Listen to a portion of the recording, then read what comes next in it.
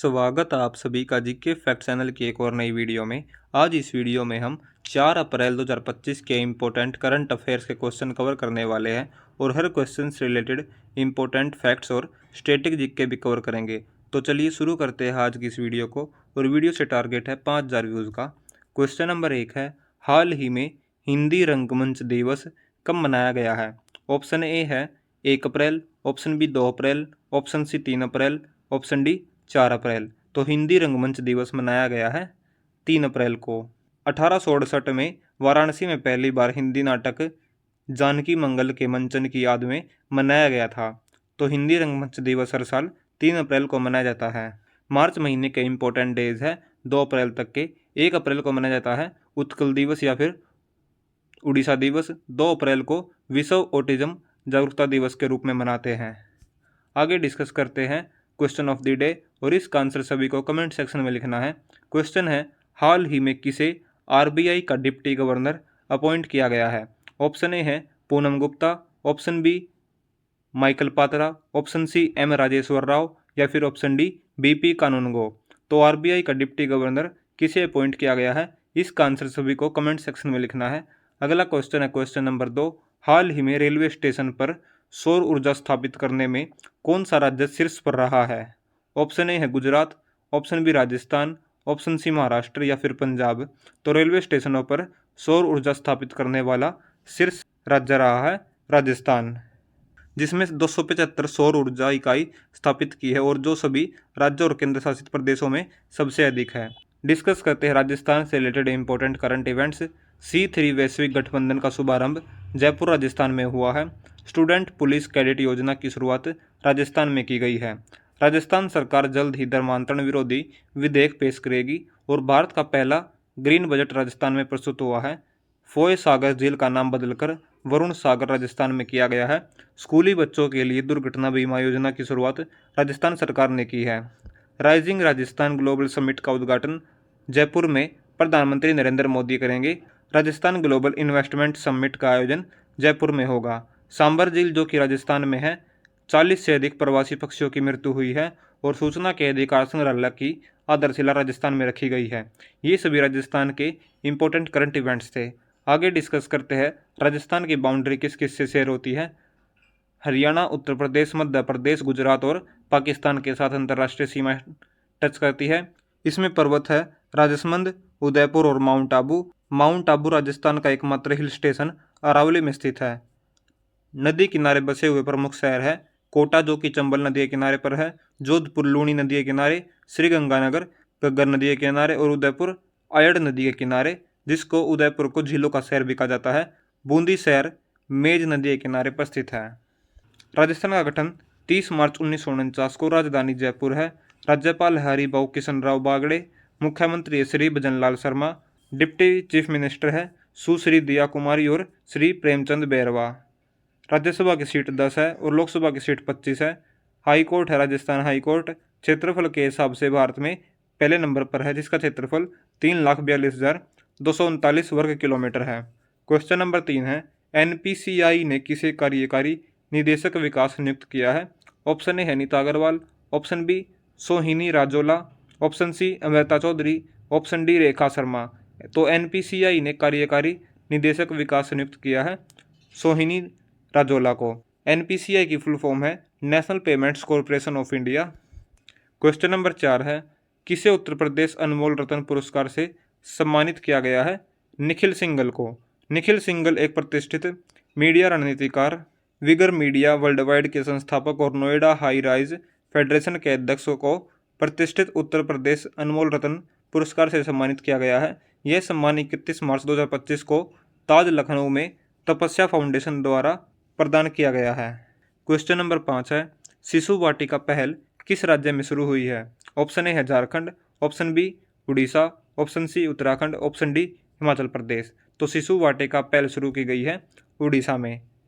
उड़ीसा के मुख्यमंत्री मोहन चरण मांझी ने बुधवार को राज्य में नई शिक्षा नीति 2020 के तहत शिशु वाटिका पहल की शुरुआत की है। इसका उद्देश्य 5 से 6 वर्ष आयु वर्ग के बच्चों को प्री स्कूल शिक्षा प्रदान करना है।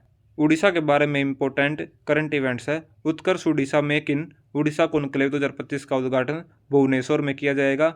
महिला हॉकी इंडिया लीग 2024-25 का पहला सीजन उड़ीसा वॉरियर ने जीता है। महिला उद्यमियों के लिए विशेष औद्योगिक पार्क उड़ीसा में स्थापित किया जाएगा। ग्राम विकास के लिए विकासिता गांव योजना उड़ीसा सरकार ने शुरू की है। और बेटी बचाओ बेटी पढ़ाओ योजना के तहत प्रमुख पहले उड़ीसा राज्य ने शुरू की है। और Orissa masters 2024 badminton tournament Cuttack में शुरू हुआ है। उड़ीसा का फॉर्मेशन 1 अप्रैल 1936 को हुआ था। कैपिटल है भुवनेश्वर और लार्जेस्ट सिटी भी भुवनेश्वर है। इसमें कुल 30 डिस्ट्रिक्ट है जो कि 3 डिवीजन में बांटी गई है। गवर्नर है खंबापति हरिबाबू। चीफ मिनिस्टर है मोहन चरण मांझी। राज्यसभा की सीट 10 है और लोकसभा की सीट 21 है। और हाई कोर्ट है उड़ीसा हाई कोर्ट। और क्षेत्रफल के हिसाब से भारत का 8वें नंबर पर है। उड़ीसा के राष्ट्रीय उद्यान है भीतरकनिका राष्ट्रीय उद्यान, सिमलीपाल राष्ट्रीय उद्यान। उड़ीसा की बाउंड्री टच करती है पश्चिम बंगाल, झारखंड, छत्तीसगढ़ और आंध्र प्रदेश से।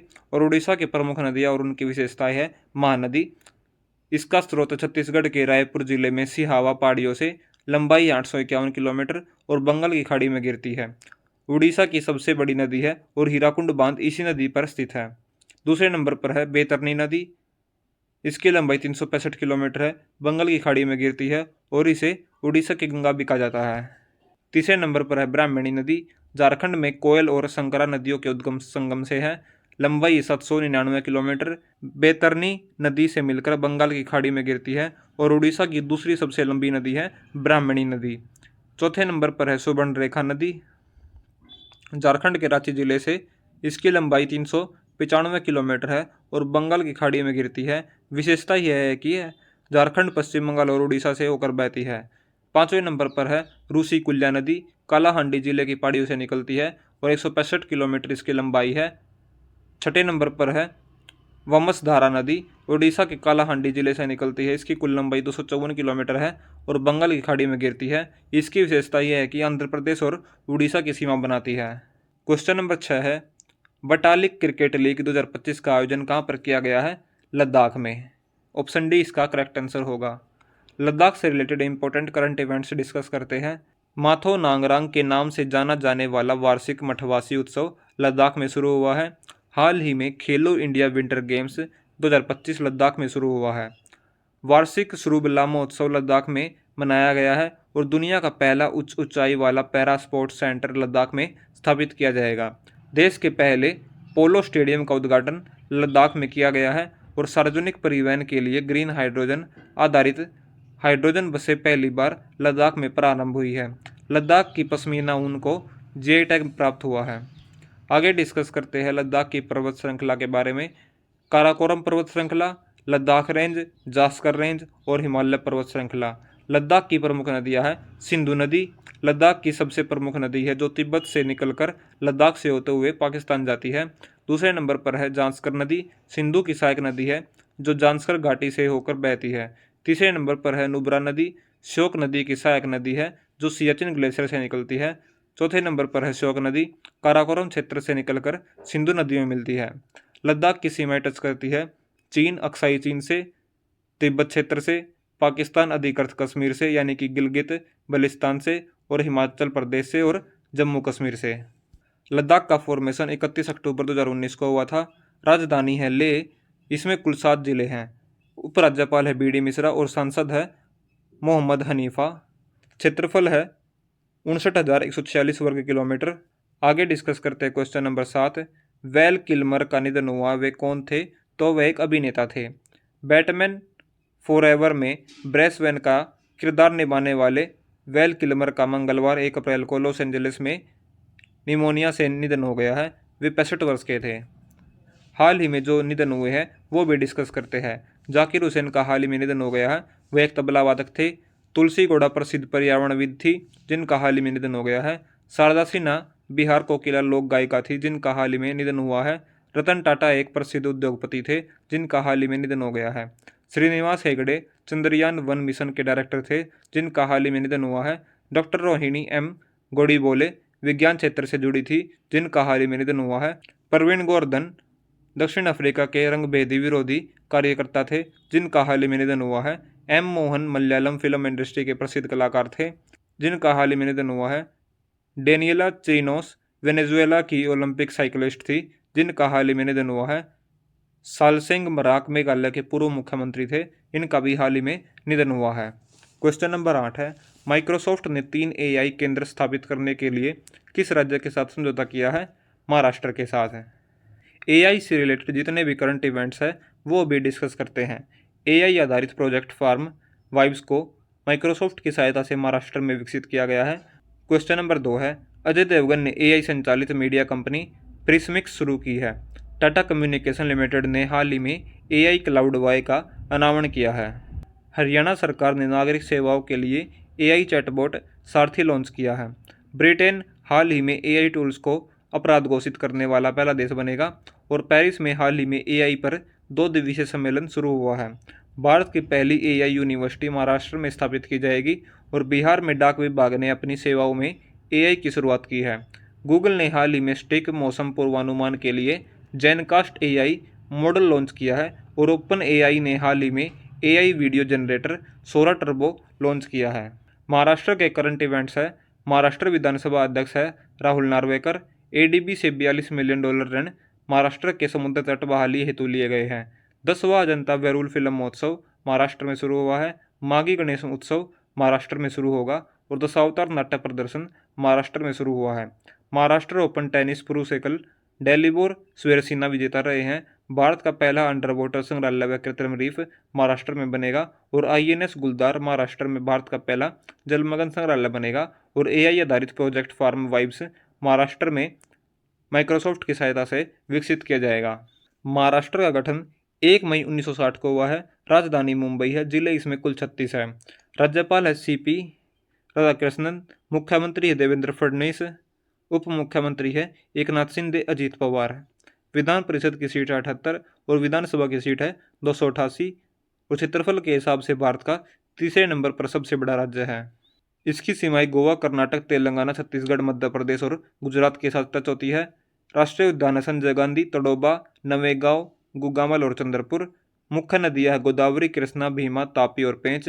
और तटीय क्षेत्र है कोंकण तट और अरब सागर से सटा हुआ। वन्यजीव अभ्यारण्य है मेलघाट, कोयना, राधानगरी, भंडारा और महान। ये सभी वन्यजीव अभ्यारण्य हैं। क्वेश्चन नंबर 9 है, भारत ने किस देश को वेव्स 2025 में भाग लेने के लिए आमंत्रित किया है? चिली को। क्वेश्चन नंबर 10 है, स्टार्टअप महाकुंभ के दूसरे संस्करण का उद्घाटन कहाँ पर हुआ है? नई दिल्ली में। कॉमर्स मिनिस्टर पीयूष गोयल ने गुरुवार को इसका उद्घाटन किया है। क्वेश्चन नंबर 11 है, IRDAI का पूर्णकालिक सदस्य नियुक्त किसे किया गया है? तो IRDAI का पूर्णकालिक सदस्य अपॉइंट किया गया है स्वामीनाथन एस अय्यर को। IRDAI की फुल फॉर्म है insurance regulatory and development authority. Cover करते हैं प्रीवियस डे के करंट अफेयर के क्वेश्चन। क्वेश्चन नंबर 1 है, किसे महाराष्ट्र के सर्वोच्च नागरिक सम्मान महाराष्ट्र भूषण से सम्मानित किया जाएगा? राम सुतार को। क्वेश्चन नंबर 2 है, पत्रकारिता 2025 में रामनाथ गोयन का पुरस्कार किसने जीता है? मृदुलिका झा ने।